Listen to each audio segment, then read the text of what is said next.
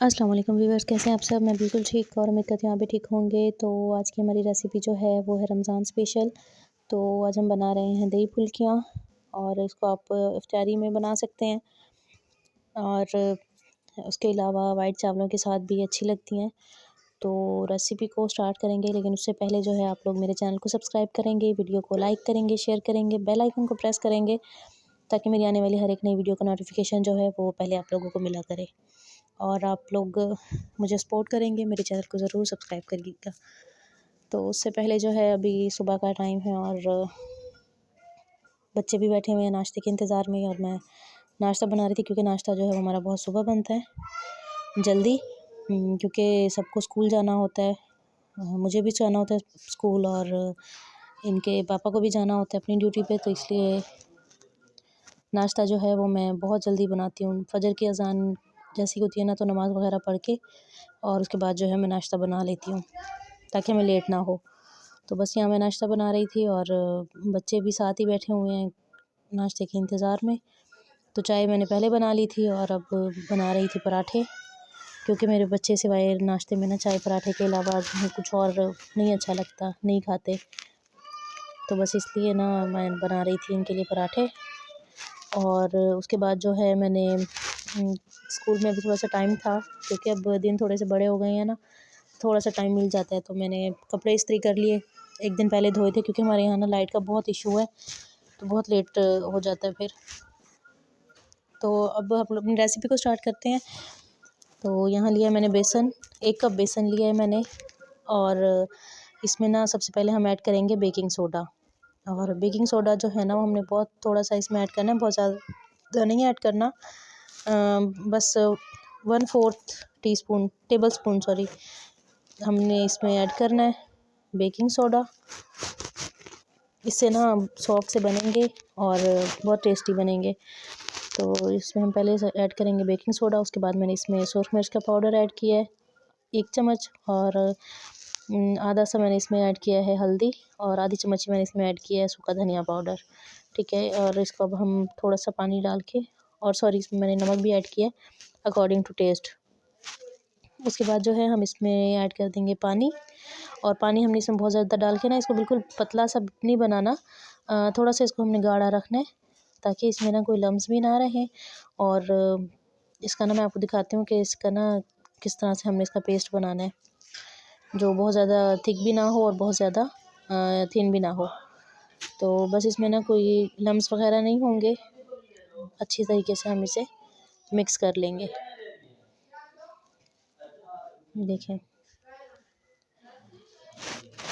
इस तरह से। तो इसका ना हमने पेस्ट बना लिया। आपको मेरी वीडियो कैसी लगती है आप मुझे कमेंट में ज़रूर बताइएगा। और ये देखें, इसके हम रख देंगे अभी थोड़ा साइड पे। उसके बाद मैंने 1 मिर्च ली है और उसमें मैंने ऐड किया है थोड़ा हरा धनिया लिया है, तो उसको अच्छी तरीके से ना कूट के, और उसमें हम ऐड कर देंगे दही। इसके बाद हम इसमें ऐड कर देंगे नमक, और इसे हम अच्छी तरीके से मिक्स कर लेंगे दही को फेंट के। तो दही भी मैंने बहुत ज़्यादा पतला नहीं किया, बस गाढ़ा सा है। तो अगर आप चाहें तो आप 2 मिर्चें वगैरह भी ले सकते हैं अपने टेस्ट के अकॉर्डिंग। मैंने थोड़ा कम स्पाइसी रखा है तो इसलिए मैंने 1 ही मिर्च ली है। उसके बाद ऑयल को हम थोड़ा सा गर्म करेंगे, और उसमें ना हम ये जो बेसन है ना इसके इस तरह से पकोड़े से बना लेंगे। लेकिन आप कोशिश कीजिएगा, मैं आग पे बना रही हूँ तो इसकी तपिश तो होती है बहुत ज़्यादा, तो थोड़ा सा ना ब्राउन हो गए हैं, इनको हमने ब्राउन नहीं करना, लाइक येलो सा ही इस तरह रखना है, हल्की आंच पे बनाना है। तो इस तरह से ना हम सारे बना लेंगे। और जब तक ये फ्राई हो रहे हैं ना, यहाँ मैंने एक बाउल में ना सिंपल पानी लिया है, बहुत ज़्यादा ठंडा भी नहीं है और गर्म भी नहीं है। तो हम जैसे जैसे पकोड़े बनाते जाएंगे ना या फुल्कियाँ बनाते जाएंगे, इसको हम निकाल के और पानी में डाल देंगे। तो बहुत देर के लिए भी पानी में नहीं छोड़ना, बस 1 से 2 मिनट के लिए छोड़ देना है। और उसके बाद जो है, तो ये मैंने ना पानी में डाल दिया और 1-2 मिनट बाद इनको हल्का सा निचोड़ के और इनको पानी से निकाल लिया। तो इनको मैंने ले लिया है एक बाउल में, और बस ये वाले हैं ना इनको भी फ्राई करके, तो इसको भी बस थोड़ा सा पानी में डाल के और फिर इसको भी निकाल लेना है। इसको भी निकाल लें के ना पानी से इसी तरह से, और इसको हम बाउल में डाल देंगे। उसके बाद जो हमने बनाई थी दही का रायता सा जो बनाया था वो हम इसमें ऐड करेंगे और इसे हल्के हाथ से इसे हम मिक्स कर लेंगे। तो इसको मिक्स करने के बाद जो पकौड़ों वाला ऑयल था उसको मैंने बहुत कम कर लिया था, बिल्कुल थोड़ा सा ऑयल बाकी मैंने पैन में छोड़ दिया था। उसमें मैंने ऐड किया है 1 चम्मच ज़ीरा, साबुत ज़ीरा, और इसको हम थोड़ा सा कर लेंगे रेड सा।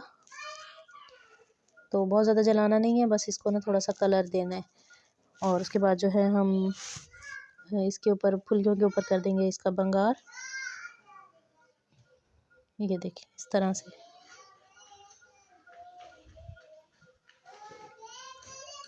और ये दही फुल्कियाँ हमारी हो गई हैं रेडी। तो आपको आज की रेसिपी कैसी लगी मुझे कमेंट में ज़रूर बताइएगा, क्योंकि मैंने बहुत ही इजी तरीके से और बहुत ही सिंपल तरीके से आप लोगों को इसकी मैंने रेसिपी बताई है। और मेरी कोशिश ये होती है कि मेरी वीडियो में आप लोगों के लिए बहुत ही सिंपल सी और इजी सी रेसिपीज़ हों। तो आपको कैसी लगी रेसिपी मुझे कमेंट में ज़रूर बताइएगा, और वीडियो को लाइक एंड शेयर भी कीजिएगा, और प्लीज़ मुझे सपोर्ट कीजिएगा, मेरे चैनल को सब्सक्राइब कीजिएगा,